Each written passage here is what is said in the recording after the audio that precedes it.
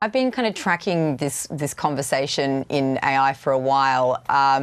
Really what's been happening is over the last few months, people who never used to worry about AI safety at all, people at the very, very top of the field. So as you mentioned there, Yoshua Bengio, one of the so-called godfathers of AI, who came up with the breakthroughs that really got us to this AI boom that we're currently in.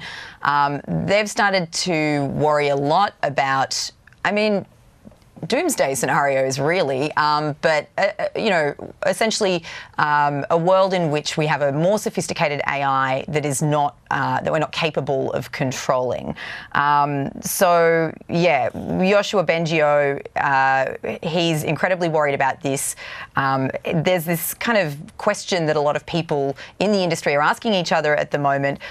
It's what's your P-doom, and it's kind of a facetious question. It's a little bit of a dark in-joke, but really it's also quite serious too, because what they're asking is, what probability do you give that AI ultimately kind of moves beyond, a sophisticated AI moves beyond human control? And he has a P-doom of 20, which seemed very high to me. So what, 20% or 20% chance? Yeah, a 20% chance, a 1 in 5 chance, which is why he's now essentially kind of switched sides and said that he's going to spend the rest of his life, after 40 years trying to advance this technology, really trying to slow things down at this point.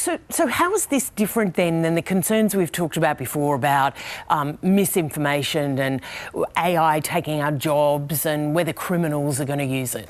Yeah, it's worth drawing a line between these two sets of concerns, right? Because, I think we've all heard at this point all those anxieties, and they're real. And everyone who is raising this kind of larger safety issue, they're also worried about that stuff. They're not saying, oh, don't worry about that.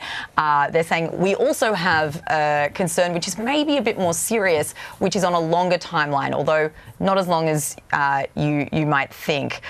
What they're concerned about is that the way that we're training AI, which is using something called a reinforcement model, it's building in a kind of gap between what we want AI to do and what it ultimately does.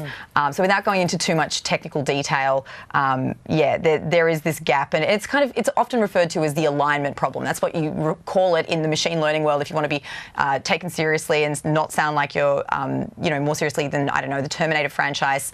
They call it the alignment problem, and that's not actually a controversial thing. That was what was interesting to me in investigating this.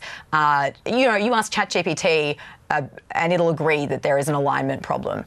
What's controversial is, I guess, how dangerous it is. So how does it go from being deceptive to killing us all, to doomsday?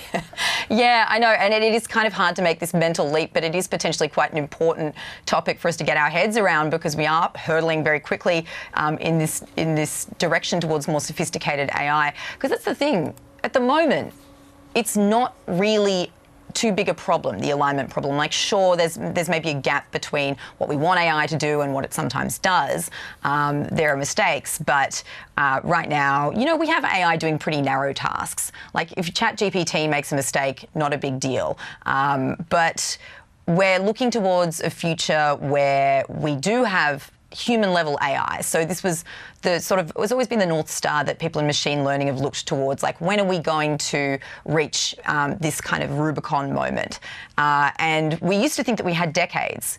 That used to be something that we thought would happen in the 2050s.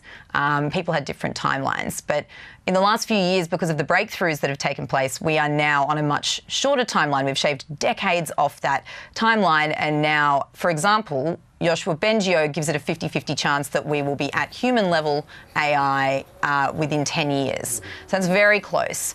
Wow. And when we have that sort of more sophisticated, more autonomous AI that's doing more jobs at the same time rather than narrow tasks out in the world, that's when the risk comes in, when it's sort of integrated into multiple levels of society, banking and business and military and government and so on.